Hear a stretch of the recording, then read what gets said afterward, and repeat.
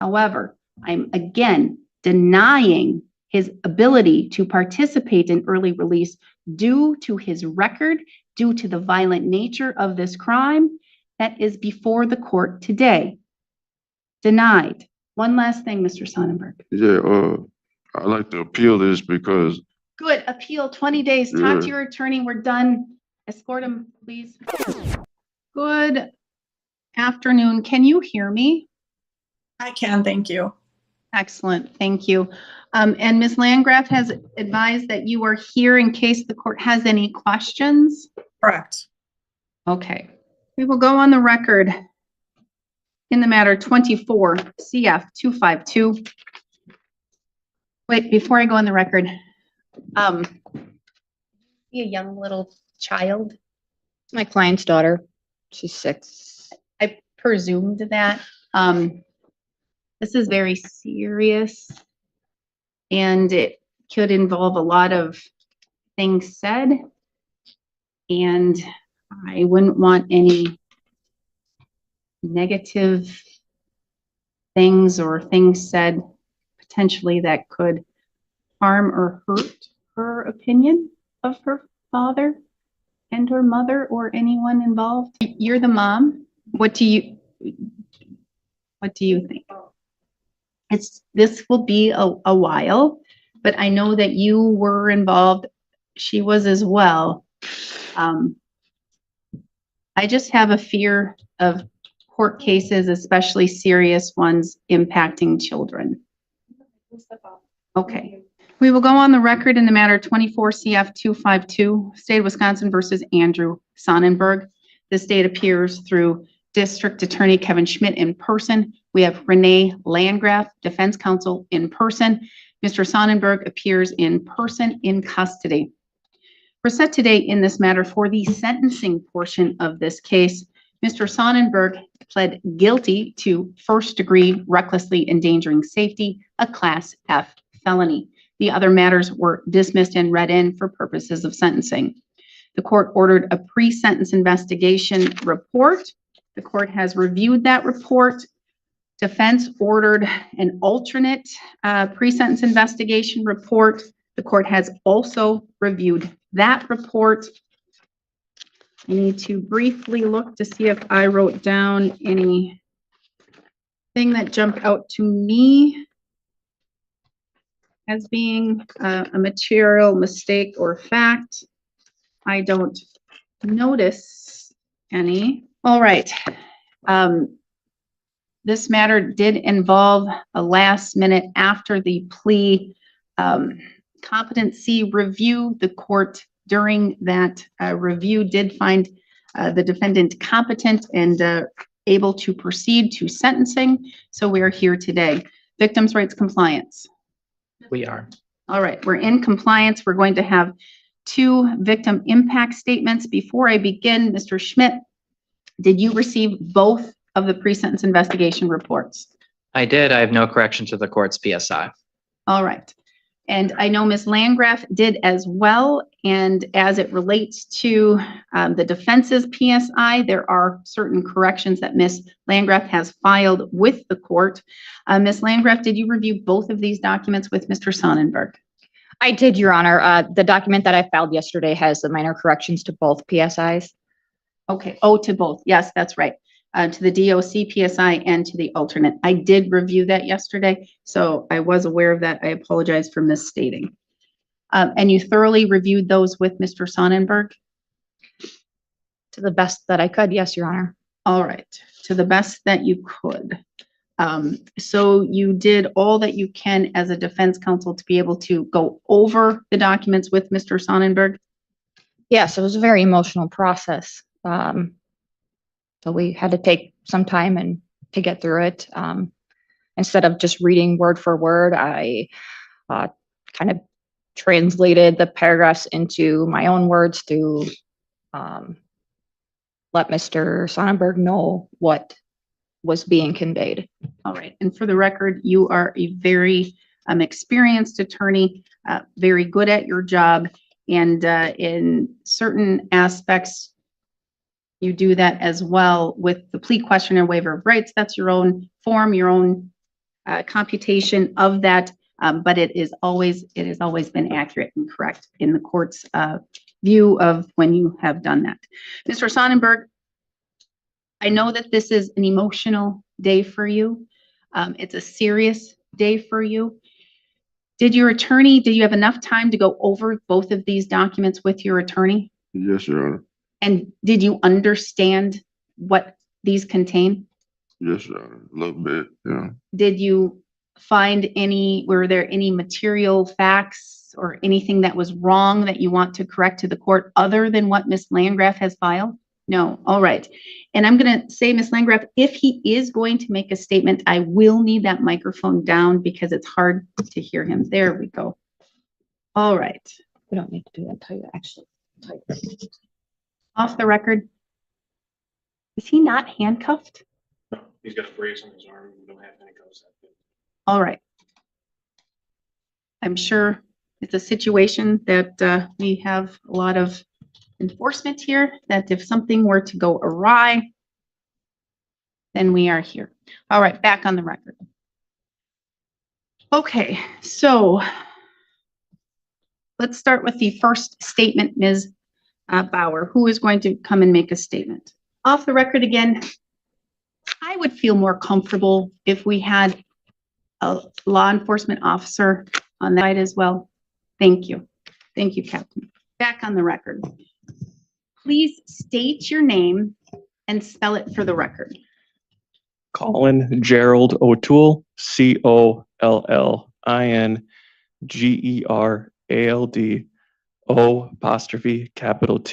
O''TOOLE.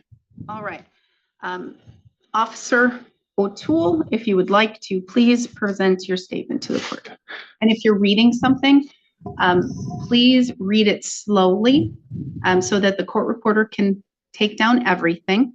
And if this is going to be emotional for you and you need to stop, that's fine. I'd rather have you stop and take a breath than to not understand what you're saying. Okay. Okay? The first one will be for Officer Zajac, who couldn't be here today. Your Honor, on the evening of December 16, 2024, my life could have been taken from me. On Monday, December 16, 2025, at approximately 5:55 p.m., I was nearing the end of my shift. It had been a long day, and I was with Officer O'Toole, who was in phase 3 of his field training.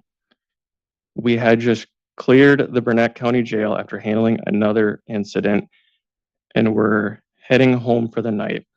As I pulled into my driveway, a call came over the radio, one that instantly made my heart sink. It was from St. Croix Tribal Dispatch, relaying a 911 call that had came in at Burnett County Dispatch. Raina LaPointe, the mother of Monica, said Andrew was drunk and had locked Monica in the bathroom. He wouldn't let her out. I knew Andrew. I knew his history. I knew what he was capable of. A man I knew from prior violent incidents. Monica had a restraining order against him. I knew he was capable of harm. I knew she was in danger. And I knew that if I waited or checked off duty, as I was just minutes from doing, someone could have been hurt or worse, killed. What happened next changed the way I will respond to calls for the rest of my life. Monica had a protection order against him for a reason. He's a big man, aggressive when intoxicated. And Monica is significantly smaller, far more vulnerable. My instincts told me there wasn't time to wait. There wasn't just another domestic call. This was a situation that could turn deadly if we didn't act fast. I pulled out of my driveway and responded emergent. I wasn't going to let Monica become another name, another statistic, another woman failed by timing and hesitation. At 6:02 p.m., I arrived. A familiar sedan was parked in the driveway, Jamie Long's vehicle.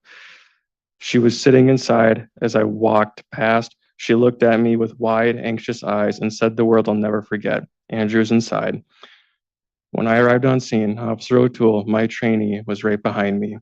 As I approached the split-level home, I saw Monica standing in the foyer, terrified. The front door was wide open, and I could hear crashing, yelling, and chaos inside.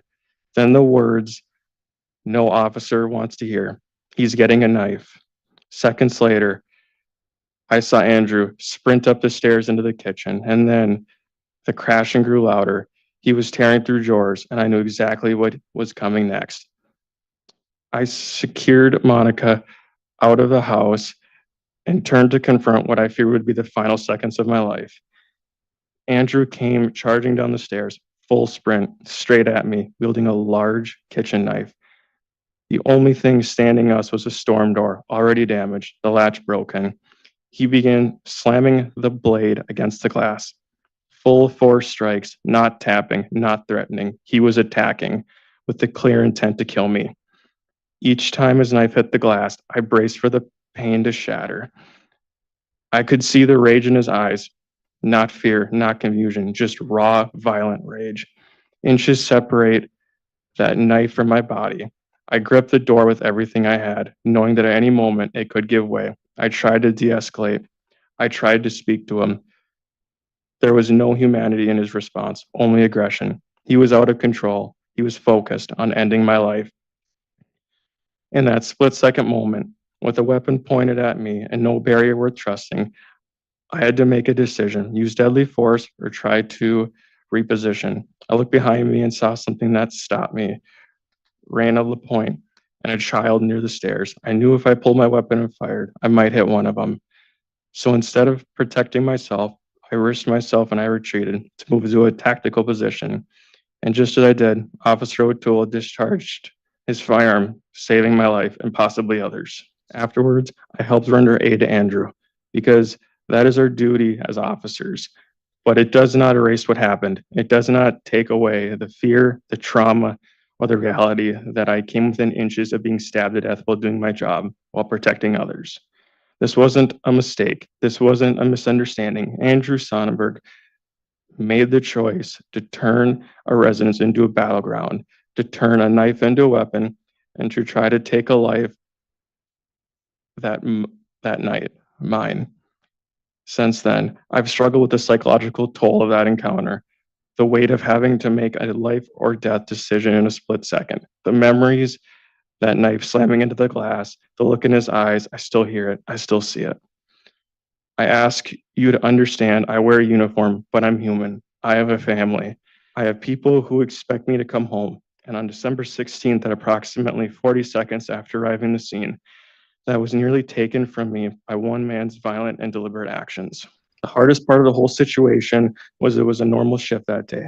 I was just pulling into my residence, getting ready to see my family when I backed out of my driveway. I can't help but think I didn't call my wife or my kids when doing so. And if I got killed that night, the last thing they would have heard, the last thing they would have seen was my squad leaving the driveway after pulling in. No goodbye, no I love you, nothing, just taillights.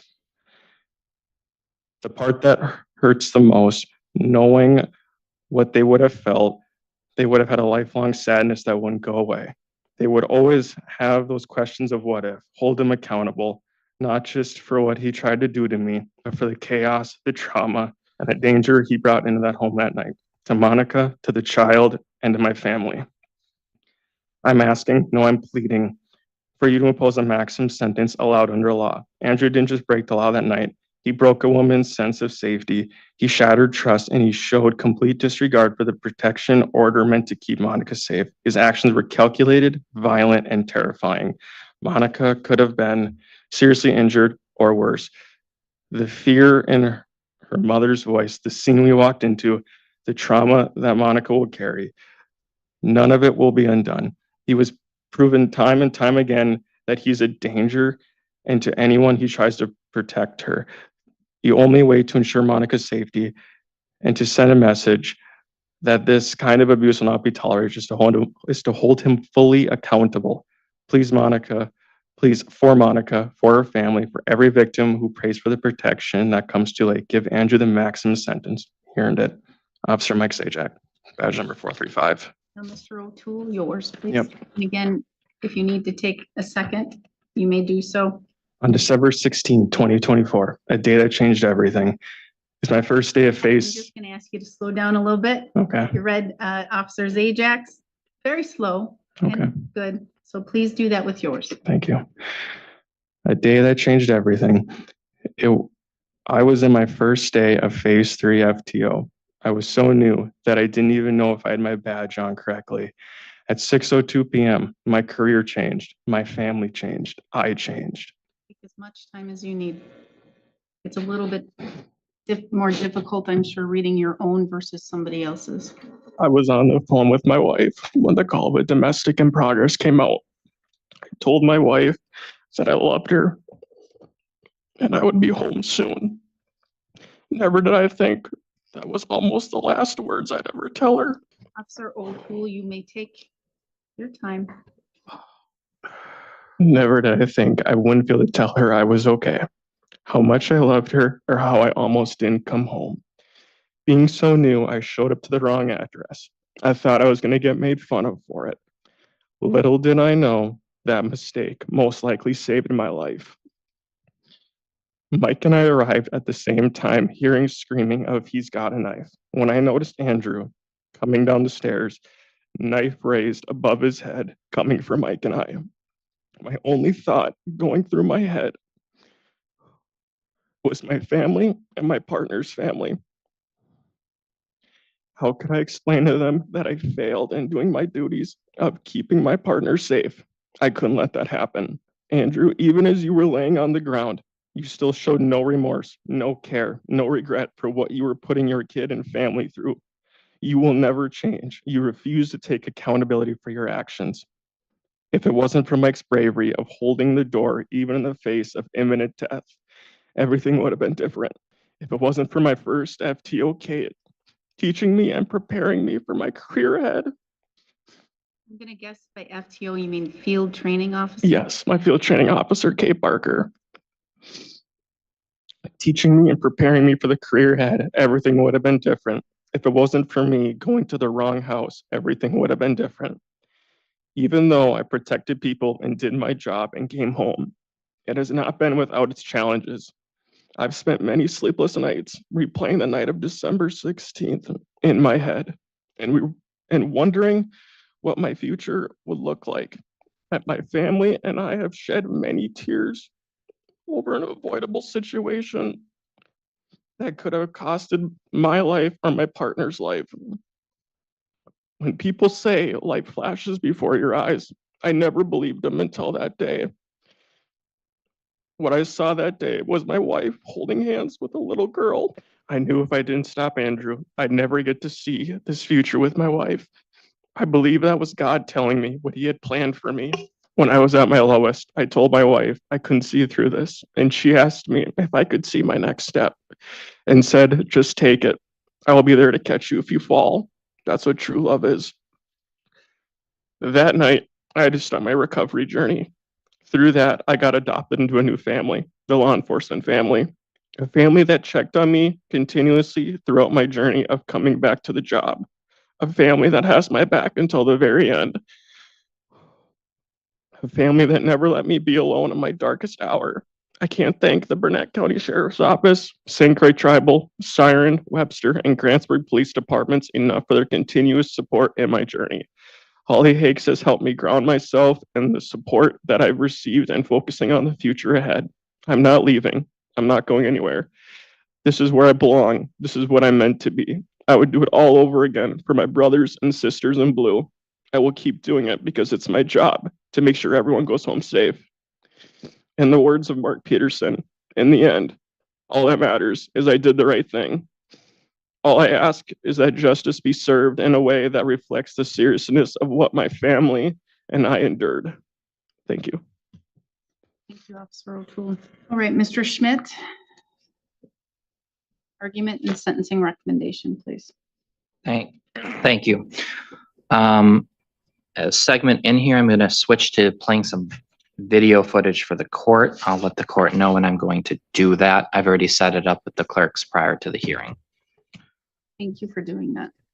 The state's recommendation here is going to be towards the high end of the court's PSI recommendation. I'm going to be recommending 7.5 years initial confinement and 4 years extended supervision, which is the top end of that. All right. The driving factors of my recommendation are, I think, in order that I think the court should prioritize them, which is incapacitation, specific deterrence, rehabilitation, and general deterrence. I think it's most appropriate for me to start with my argument based off of the presentation by the officer here, reading Officer Zajac and Officer O'Toole's statements, by emphasizing how really dangerous this offender is. You heard some of that alluded to by Officer Zajac's statement. His criminal history is just riddled with either dealing convictions or battery convictions or read-ins. Most people who were talked to by both PSI writers, both the one who prepared the sentencing memorandum for the defense, as well as the DOC agent who prepared the courts, reference multiple incidences across Mr. Sonnenberg's life in particular, where Mr. Sonnenberg was in possession of knives and a need to disarm him. That's been like a recurring thing mentioned in those PSIs. The instant case involves him stabbing at and chasing two police officers before they really even had a chance to say much of a word to him.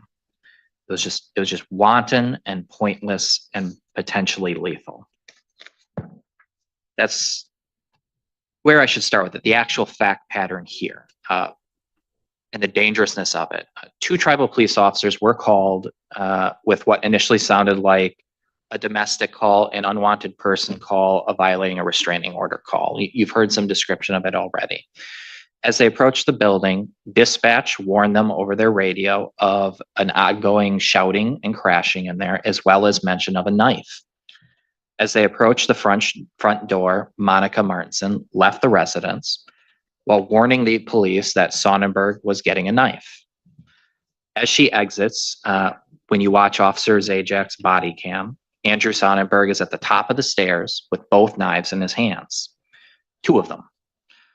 Officer Zajac closes what I think could be fairly characterized as a rather flimsy storm door as Sonnenberg barrels down the door or down the stairs and charges at the door and collides with it with full force and the momentum of charging down a flight of stairs. He changes his grip on the knives to get a firmer grip on the largest knife and to adjust it for downward thrusts towards the glass pane of the storm door. He swings in particular directly in the direction of where Officer Zajac is behind the door, bracing it with his foot to prevent it from opening, to prevent Mr. Sonnenberg from gaining access to himself as well as to Monica, who had just left the building. Zajac moves back from the knife thrust, moving back from the door, and immediately Sonnenberg bursts through the door with both knives, one in each hand, charges at the police, and is quickly stopped by the fast actions of Officer O'Toole. Because there was so much talk about this incident in the PSI, that's why I think the court really, to understand the dangerousness, as well as I think the fastness of it, how much happens in such a fast period of time, I'm going to need to play it for the court. I'm going to be playing the segment of this from both Zajac's perspective as well as O'Toole's. It's going to be less than 1 minute of video from each of their body cams. That's how much happened in such a short period of time. When we do suppression motions, when we analyze constitutional issues, something the Supreme Court really tells us is to consider the fast need to respond and make a decision, the snap judgments law enforcement needs to make for safety reasons every day. And I think this really emphasizes why that exists, why that's a matter of law and not just a matter of fact. I want the court to watch for the things I just described. I want the court to watch in particular for this one. So I'm going to start that now. Before he does that, my client would like to leave the courtroom for the video playing. All right. I do have to require him being here for the sentencing portion, but for the video portion, does that go into your argument? Do you talk while the video plays, Mr. Schmidt? I was going to. Can you refrain from doing that? What I'll do then is I'm going to play each of their videos twice and then I'll comment later. The reason I'm playing it twice is just it's so much so quickly. All right. law enforcement comfortable with that and bringing him to the elevator or elevator room? All right, thank you. Then we can remove Mr. Sonnenberg for the playing of the video portion on his request. What? Do you need me to get it? No, do you need me to get a presentation thing? I think I can do it. We don't do it a lot, but okay, so should be on. Yeah, I know. Okay. I hear a lot of screaming on the phone. Get out of the house. Get out of the house. My daughter's upstairs. Hey, Andrew, stop. Just, hey, stop. When I gunpoint. Yeah, I know. Okay. I hear a lot of screaming on the phone. Get out of the house. Get out of the house. My daughter's upstairs. Hey, Andrew, stop. Just, hey, stop. When I gunpoint. I hear a lot of screaming on the phone now. She's busy grabbing a knife. Mike, you hear that? Oh my God. Okay, get out. Andrew, stop. Just, hey, stop. When I gunpoint. Shots fired.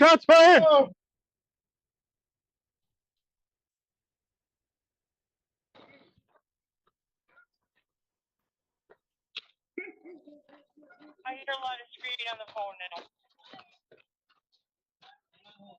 She's busy grabbing a knife. Mike, you hear that? Oh my God. Okay, get out. Andrew, stop. Just, hey, stop. When I gunpoint. Shots fired.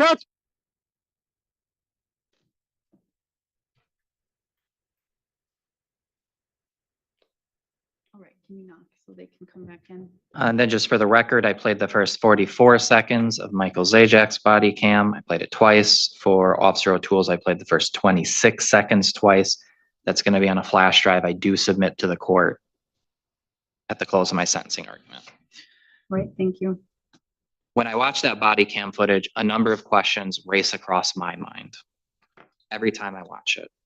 First, what if Officer Zajac did not retreat when he did? What if that storm door panel, that flimsy glass there, what if that broke? What if Officer O'Toole did not fire and also chose to retreat? Would they have been running away from Mr. Sonnenberg? Would they have gotten away?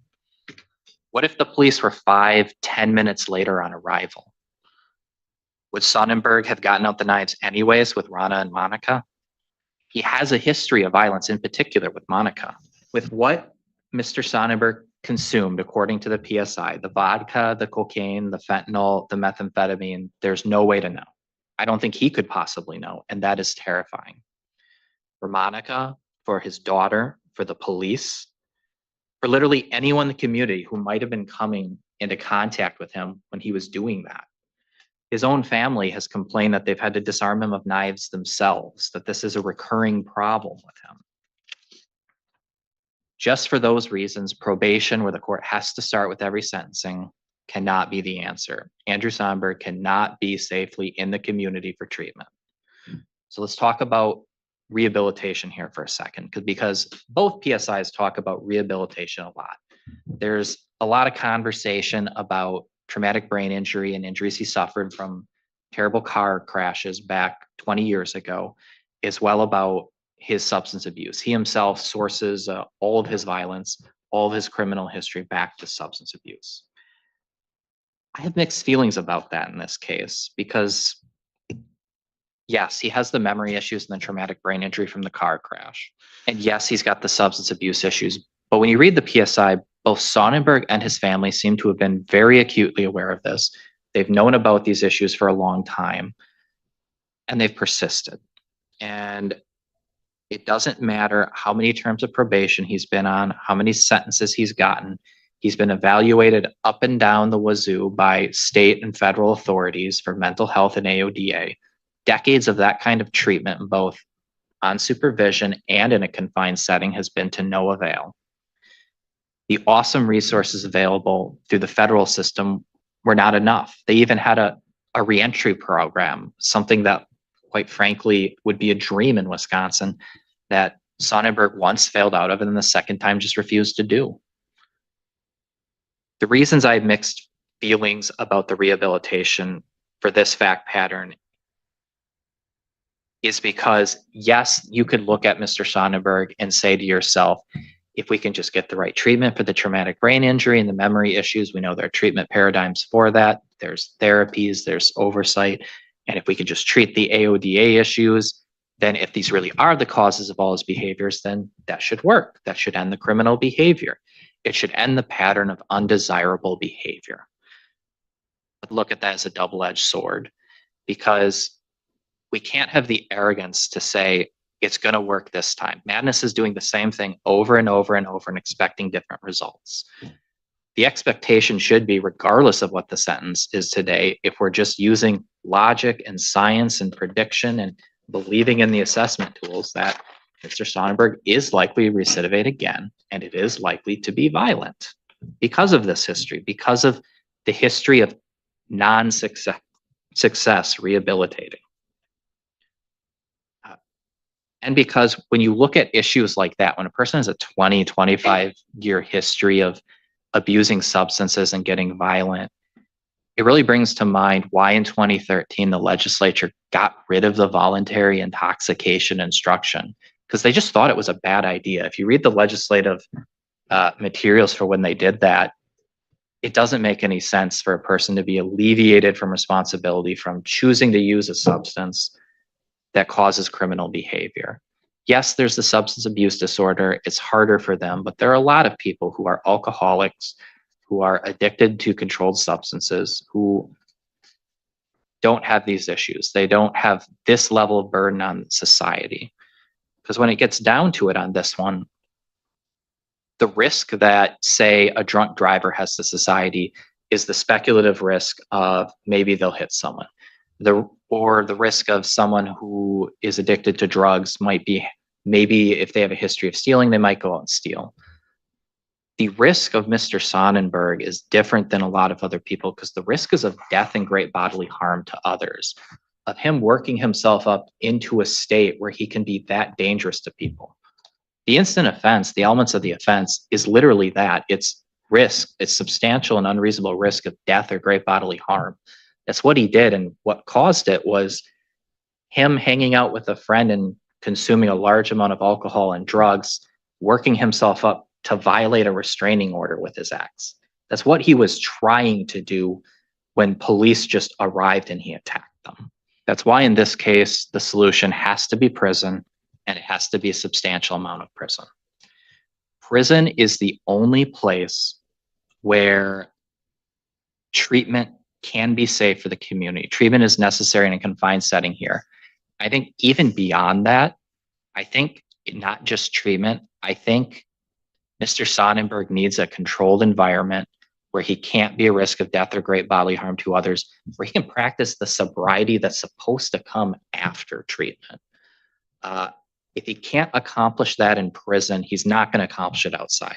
There is some suggestion in the PSI with statements from Sonnenberg and some other people that he shouldn't be sent to prison because he'll just use drugs in prison, which is really counterintuitive, because if a person is going to use drugs in prison where drugs are less available, where there's less control over, where there's less drugs available and more control over them, then they're obviously going to be greater risk of using drugs in the community. Just the instant case here involved polysubstance abuse. The community needs Mr. Sonnenberg to get treatment in a confined setting and practice that sobriety for a substantial period of time before he gets released. And prison is the place where that can happen. Because when Mr. Sonnenberg's out in the community, it's easy for him to get controlled substances, even if he were on probation. It would just be a simple drive to a liquor store or using old connections to get controlled substances. And when he uses those, he becomes unpredictable and potentially lethally dangerous to the community. Prison is a consequence, you can tell from the PSI, that is extremely negative to him, meaning he really doesn't want it. So it also has a strong deterrent effect to him. Finally, I have to speak to the gravity of the offense, which is, it's different than the other things I've described so far.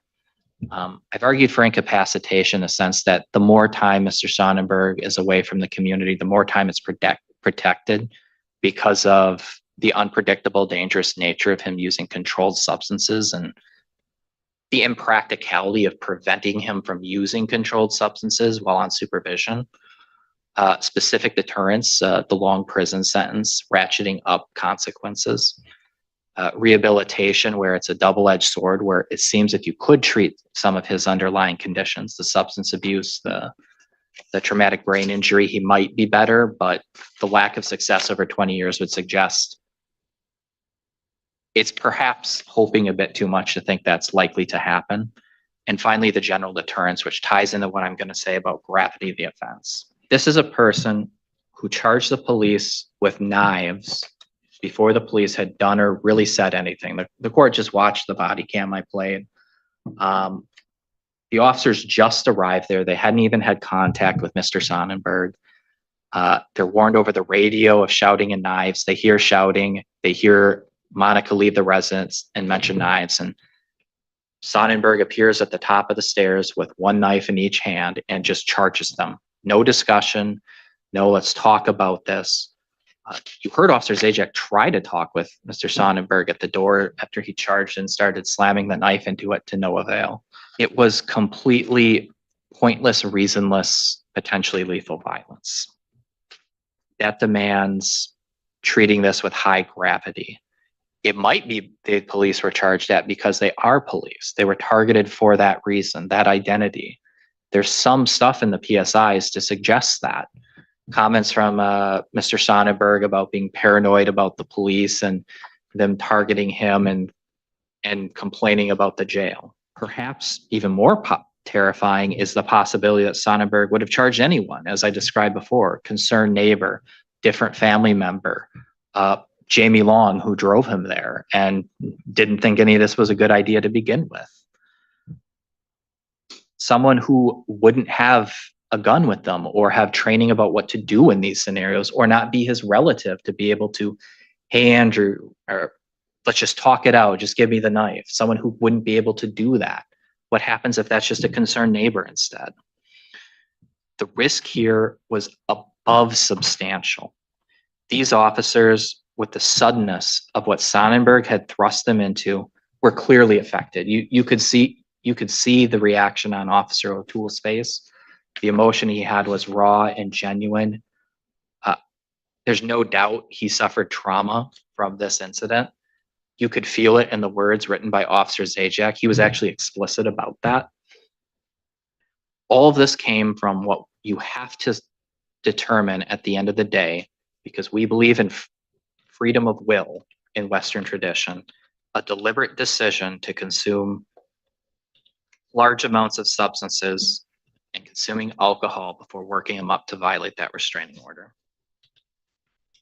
He did traumatize the police. He could have traumatized Monica. He might have traumatized his own daughter, who was there and present in the house when this happened. Officer Cassidy, who's here today, helped come afterwards and take care of that. The gravity in this case is too much. This offender is too likely to recidivate violently. It was just nonsense that the Compass assessment said medium violent offense here. The court saw that that was not medium violent offense. The community has to be protected. Sonnenberg needs treatment in a confined setting, and he's already done so much programming that I think the goal of treatment in a confined setting isn't just to do the treatment and bounce him out as soon as possible, but also to make sure he stays there and can practice sobriety to show he's earned it. If he can't maintain sobriety in prison, he's obviously not going to do so out of prison. Finally, other people out there need to know that there will be severe consequences from attacking the police in this manner. There was no reason for this. The court saw that. General deterrence is needed. 7.5 years of initial confinement is needed. I'd ask the court to follow my recommendation. Thank you, and then I'll submit this at the end. All right, thank you. Ms. Landgraf, I'm now going to turn to you for your sentencing recommendation and argument. Thank you, Your Honor. I'm not going to underscore the gravity or the seriousness of the offense. I think we all know how serious this was. The defense understands that this is a prison sentence. I heard the DA say that Mr. Sonnenberg doesn't want to go to prison. He's trying to not to go to prison. That's actually not the case. During our negotiations, we actually offered to resolve with a joint recommendation for a prison sentence. Mr. Sonnenberg knows that this is a prison sentence. When I started representing him in this case, he actually refused to look at the discovery. He was very focused on his hand and the trauma that he went through for being shot, because just like Officer Sajak said in his statement that he's not just a uniform, he's a person too. Mr. Sonnenberg is not just a uniform, a jail uniform, he is a person too. It's easy to sit here and say, what if this would have happened? What if that didn't happen? If whatever happened, there would be more serious charges. There would be different charges. That's not the charges that's before the court, though. Luckily, the only person who was physically harmed was Mr. Sonnenberg, and he has long-lasting effects. He's never been shot before, and he and I have spent significant amounts of time talking about how the shooting really changed his perspective mentally. This was a whole different ball game for him. I have hope and faith that this incident was so life-altering that it will have an effect to have him make the changes that he needs to make. The PSI and I believe the DA both talked about how he immediately armed himself with a knife.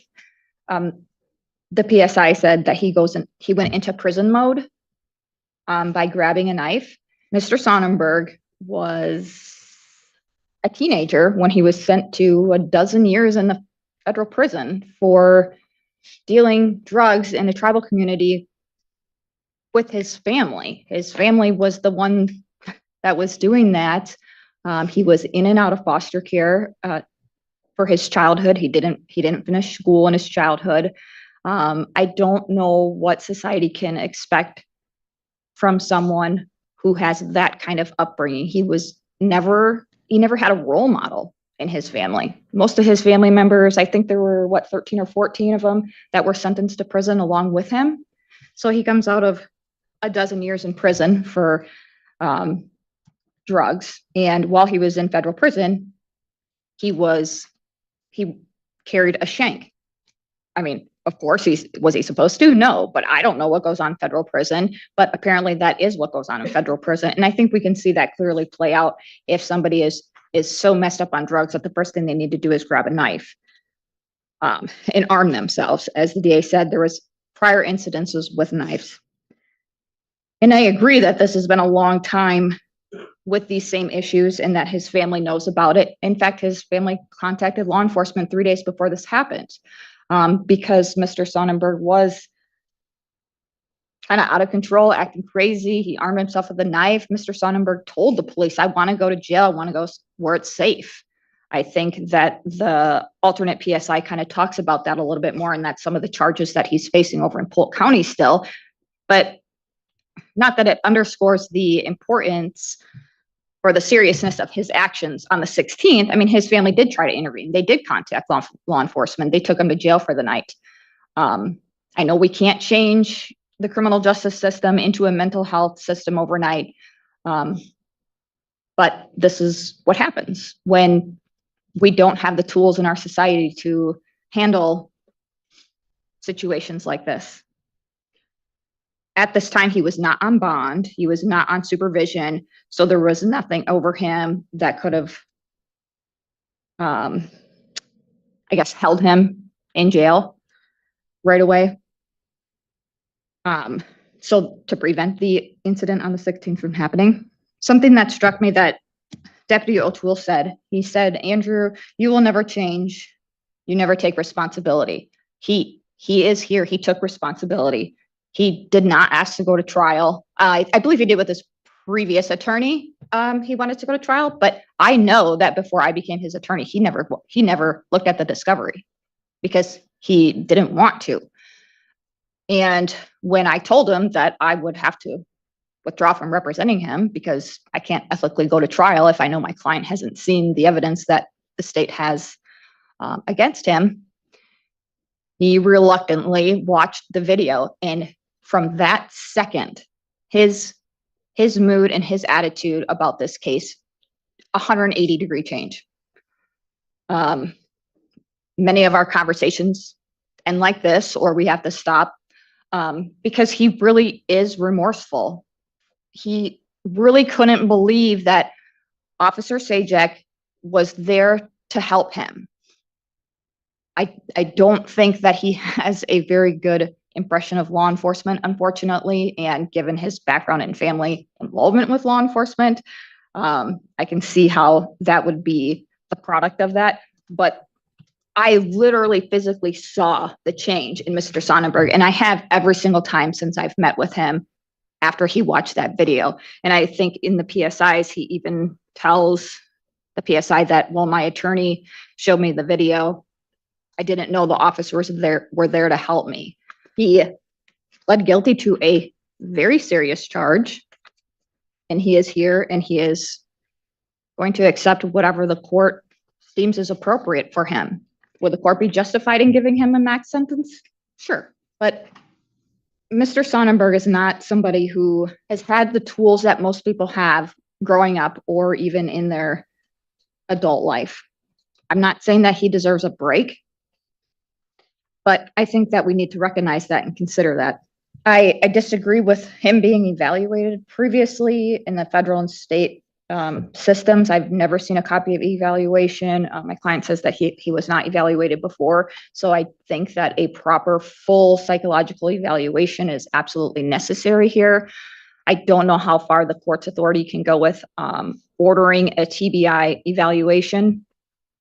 Mr. Sonnenberg, after we discuss the PSIs, he realizes how important that would be to have evaluated, and he is going to work with the tribe once he is released to get that evaluation if he cannot get it sooner or in prison. Like I said, the defense is expecting a prison sentence, and we're asking for 6 years, 3 years initial confinement followed by 3 years extended supervision.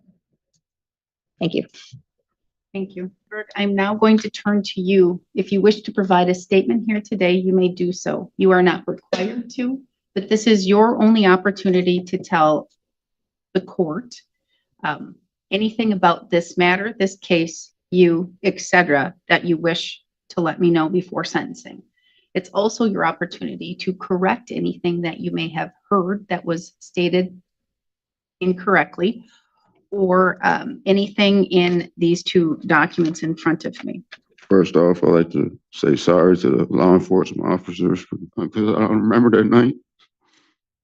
And the video shows my kid's mom came up first and said my daughter's still in there. But before that, the cops were yelling my name to help me.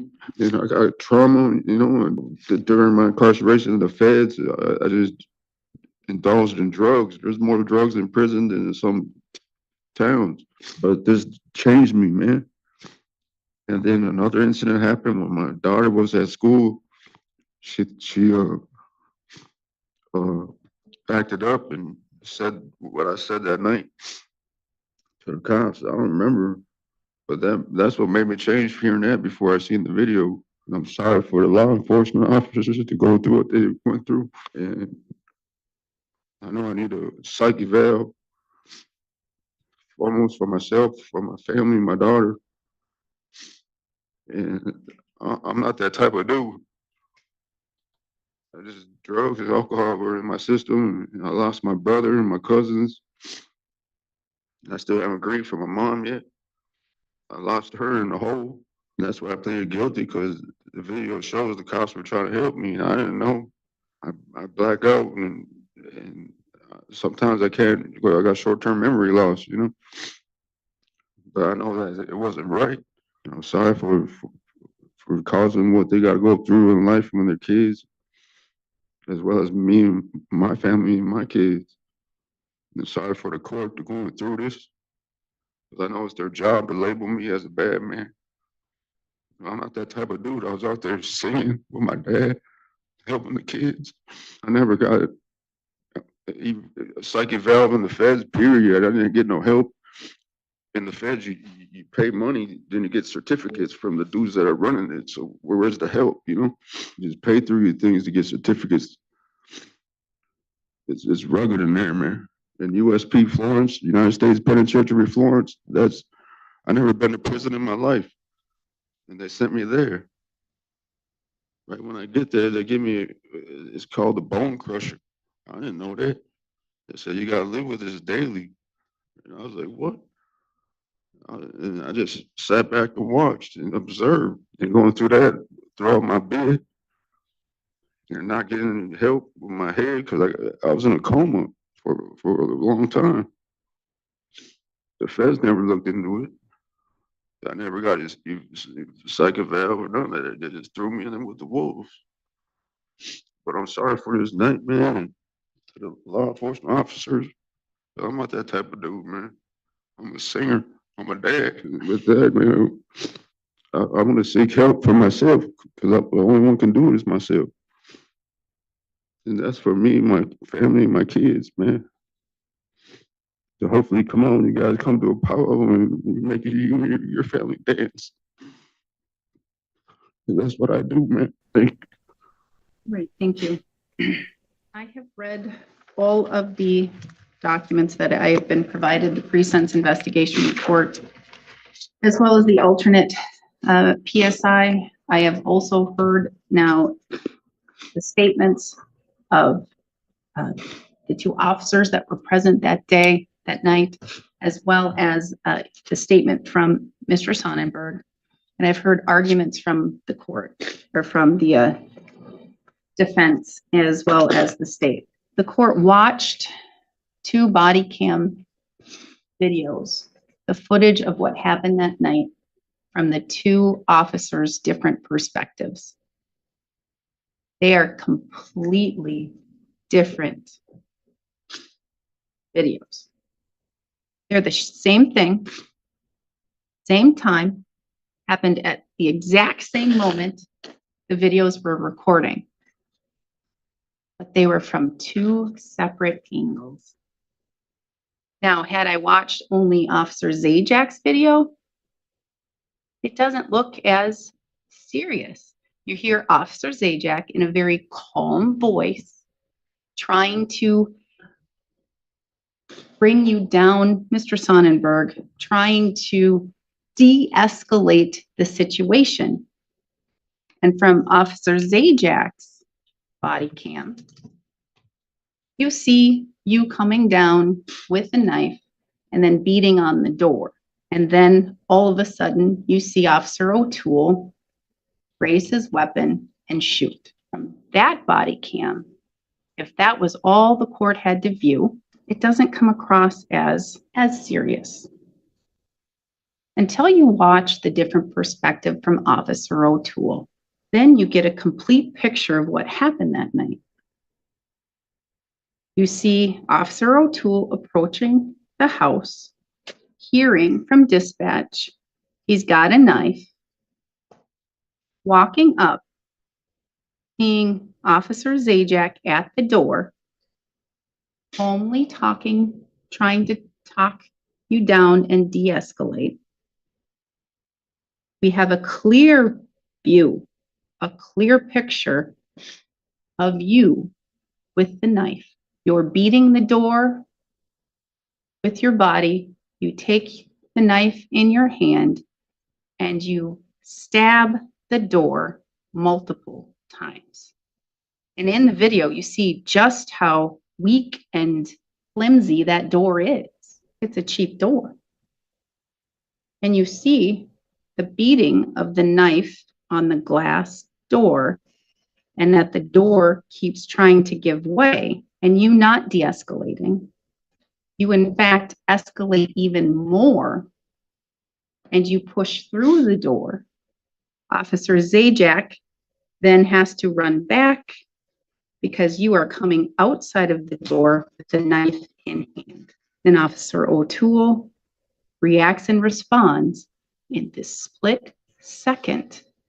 He has to think and evaluate the situation, and he shoots. not to kill, to disarm. And you see that you were shot in the arm. You could have been shot dead. I'm not an officer. I don't know what they're trained to do. I'm going to tell you what I'm trained to do with my weapon. If I'm in that situation, is shoot to kill. You could have died that day. Officer Zajac and Officer O'Toole could have died or been seriously injured that day. Without Officer O'Toole's body cam footage, you don't get a complete picture of what happened. And it's very traumatic. It's very violent. And then we go back in time in that situation of what occurred on December 16th, 2025, and why the officers were present in the first place. Because there was a domestic in progress. A domestic in progress. When those words come over, I'm sure, an officer's radio, and they hear that, just as I heard from the officer's statement, domestic in progress, heart starts pumping and escalating faster and faster. You get a rush of heat through your body. Anxiety raises. Fear exists. Yet the officer needs to perform his duty and his job and to protect. The officer does not get to have those feelings at that moment. But it doesn't mean they don't exist. Officer Toole at least got the moment right before to walk in to call his wife. That could have been the last time he called his wife. Domestic in progress. We have MM, your former significant other, who has a domestic abuse injunction, restraining order against you. We have your 6-year-old daughter and RL, the mother of MM.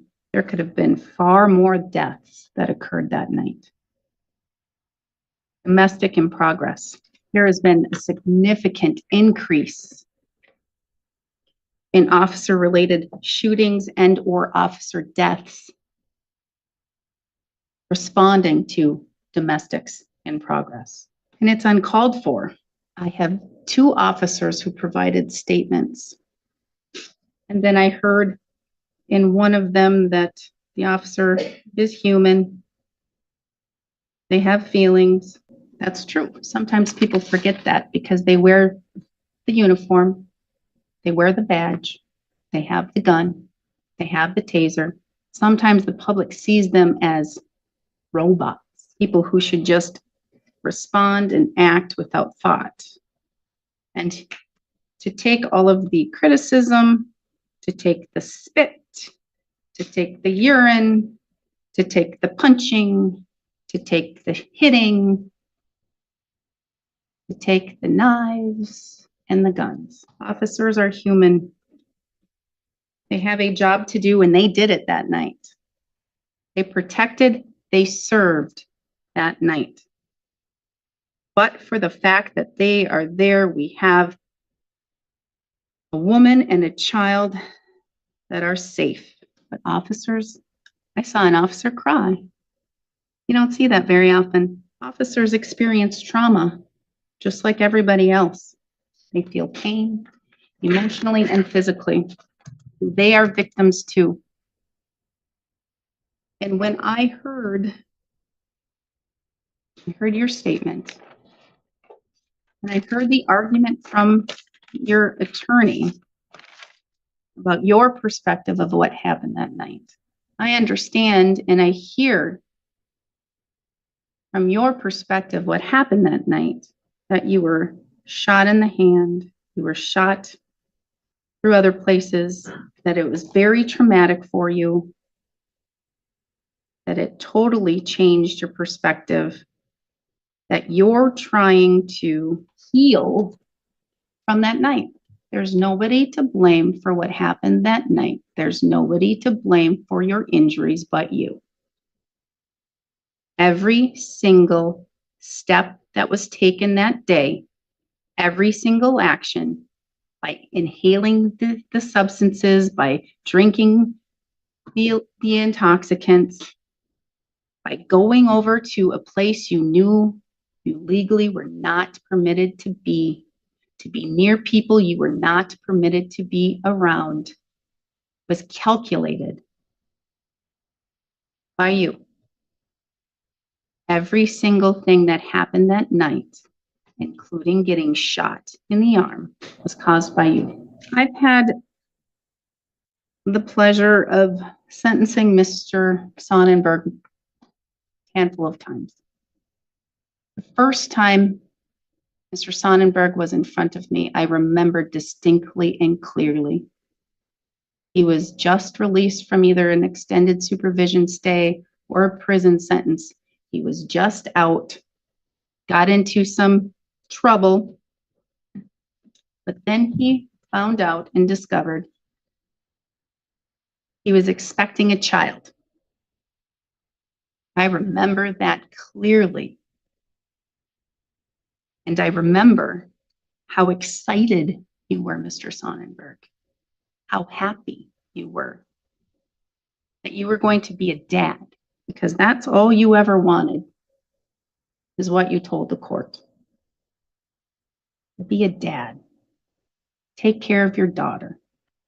Raise her and show her how to be a good member of the community, to teach her your tribal culture and your experiences and those things. I remember clearly that time he told me, this time prison has changed me. This time I have a daughter and I have a purpose. I'm a different man. Those were words that came out of your mouth, I recall.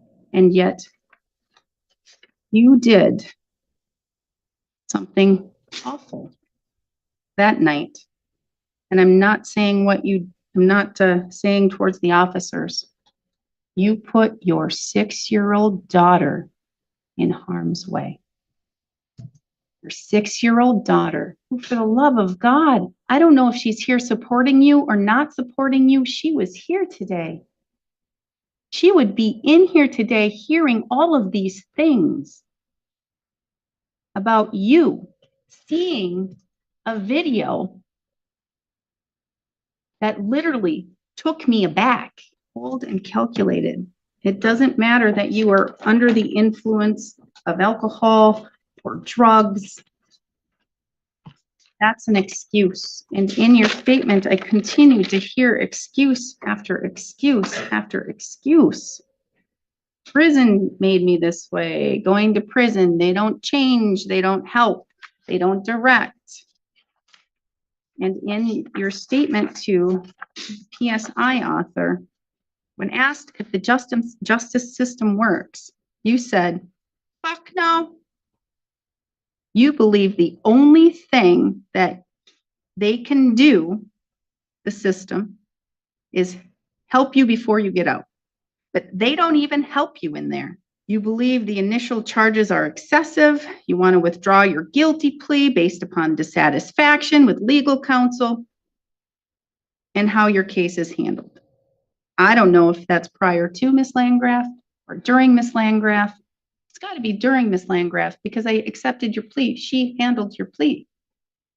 So these were statements you made after your plea, after this time you had the poof epiphany that you did wrong and that the officers were there to help you. I didn't see an epiphany. I didn't see accountability. I see someone who's trying to dodge responsibility, someone who's trying to pass the buck. I understand you had a very traumatic life. I read very traumatic life. I've heard from you in various other times, the trauma that you've experienced. What can society expect from the upbringing he had? Well, we don't expect someone to be a violent offender. We don't expect somebody to not take advantage of the services and the programs that the community has to offer. We don't expect somebody to pass the buck and say that it's the system who needed to test for a TBI or a psych eval or do those things. We expect that the system is there to punish and it's there to rehabilitate. You can only rehabilitate if you choose to do that. Change your habits, change your associates, change yourself. That's the only way. And prison isn't easy. It's not supposed to be easy. It's not supposed to be easy. It's supposed to be a punishment.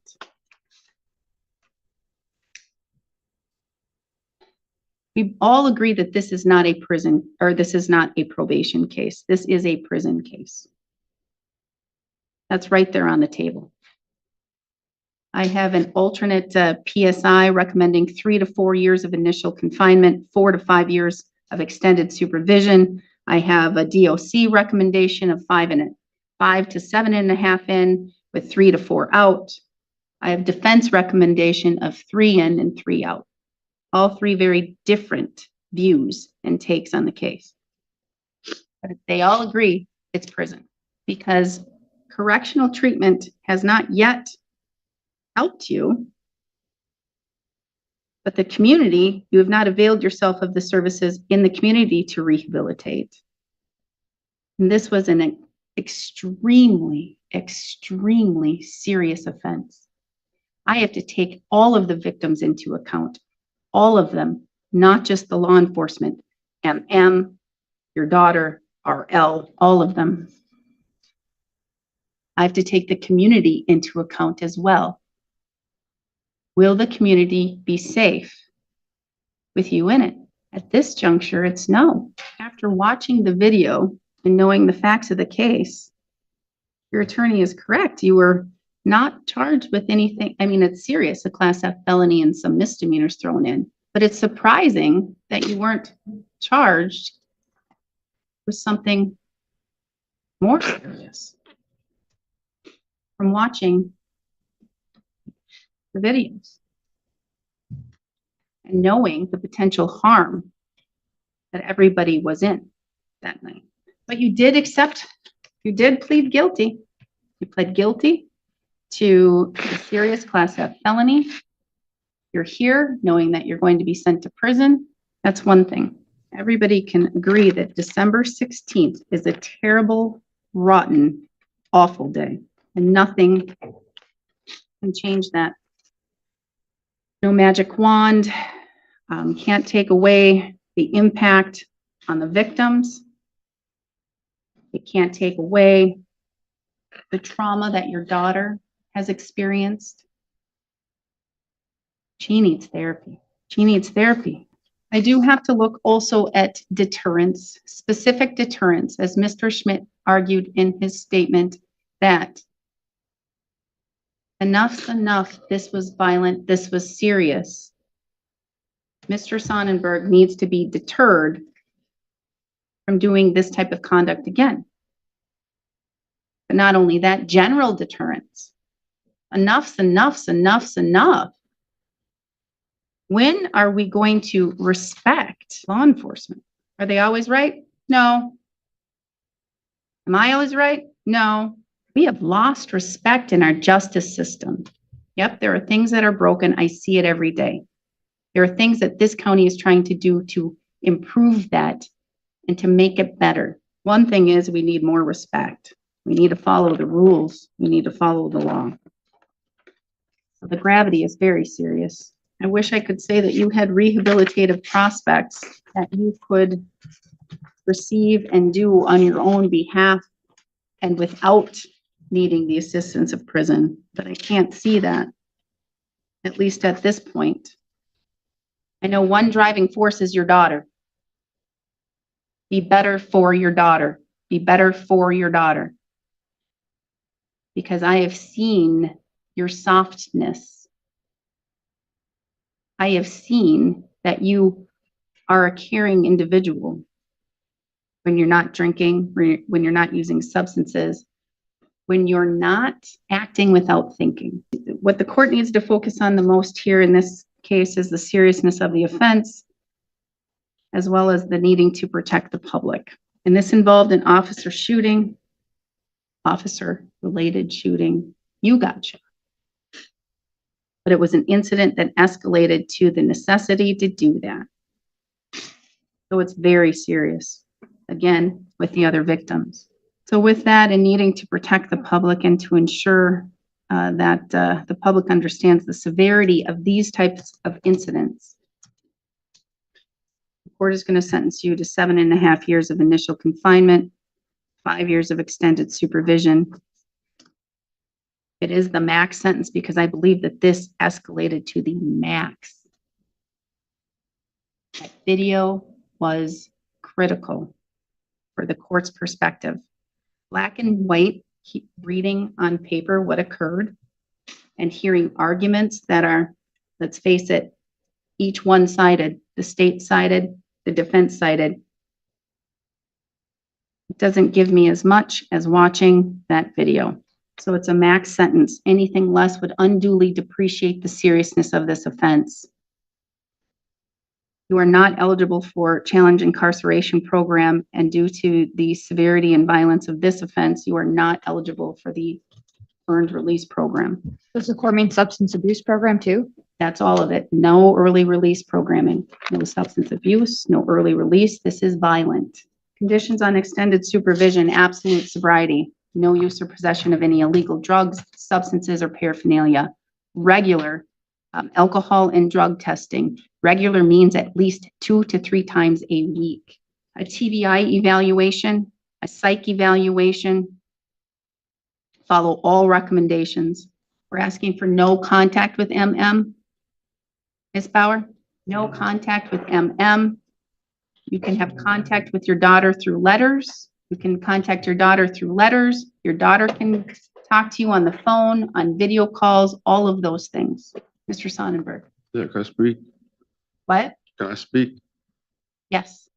Yeah, me and my baby mama wanted to get married, and that's what's good. Causes significant, serious concern with the incident that occurred here, with having the restraining order, all of those things. At least at this moment, it's a no contact.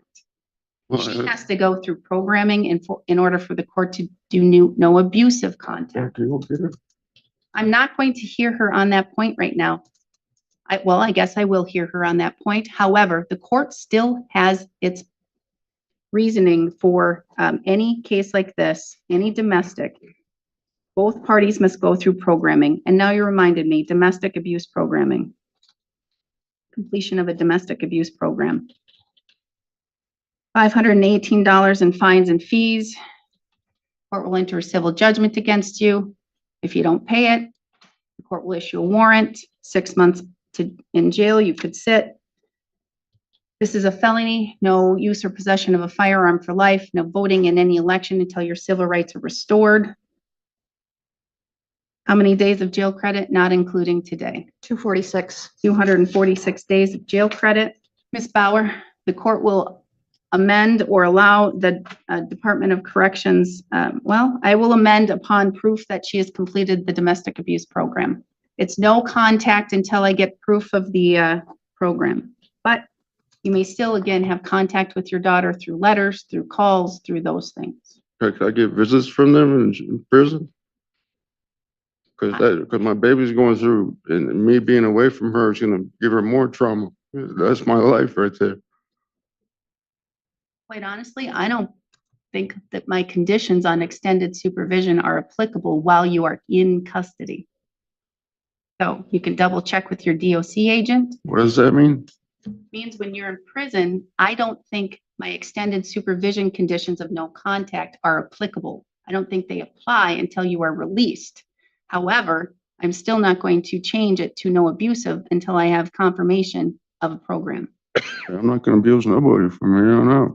I just want visits from my daughter because that's going to help me. She needs. I will help you. She needs me in her life. I 100% agree, Mr. Sonnenberg. She needs you healthy. She needs you sober. Yeah, She needs you to be present in her life to the best of your ability. so I can, She needs you to make changes. yeah, I'm gonna. So she can come see me in prison, like when I get there? Yes. Thank you. Both of them? MM would need to get confirmation from the prison or from DOC that these don't apply in the prison setting. It's my belief they don't, but I'm not confident on that 100% because DOC is the one who enforces them. It's gonna be a hard time not seeing my babies. However, again, Ms. Bauer's gonna talk to her about the program. She can get that done within a couple weeks, Okay, and you're it right. can be no abusive. Thank you. I just need to ensure, especially due to the violent nature of this incident involving her and your child and a knife and a very irate Mr. Sonnenberg. I need to ensure that they are protected and they are safe too. They will be, and you won't hear nothing from me except how good I'm gonna be. That's what I want to hear. And I want you to be good. I want you to do those things to improve yourself. We've talked about this before. Yeah, but being shot and being here, I got shot right here. A little bit to the more, I wouldn't be here, but I'm here for my daughter. You know what I'm saying? I'm sorry for the law enforcement, what they gotta go through. I'm sorry. Would've, could've, should've. Sorries don't fix anything or change anything. Yeah, no, Action does. yeah, Change yourself. I'm gonna. Change yourself, and then law enforcement will be happy. The court will be happy. I believe that covers all the conditions. I need your DNA. You're going to provide that. I gave jail credit. I gave the amount owed. Said the felony. What am I missing, Mr. Schmidt? Nothing from me. What am I missing, Ms. Landgraf? Judge, I don't believe you're missing anything, but I would respectfully ask that you reconsider finding him eligible for substance abuse program. I understand that inmates are eligible when there are 4 years or less remaining on their sentence, but given the court's ruling on that, I think the court could order that he could be eligible if he only has 2 years of incarceration left, so he has some kind of program before he gets out. Reconsidered, denied. A sentencing court can determine that a defendant is ineligible for these early release programs if the inmate, even if the inmate otherwise meets all of the necessary requirements and would be eligible per DOC. However, I'm again denying his ability to participate in early release due to his record, due to the violent nature of this crime that is before the court today. Denied. Nothing further. One last thing, Mr. Sonnenberg. Yeah, I'd like to appeal this because Good, appeal, 20 days. Talk to Yeah. your attorney. We're done. Escort him, please.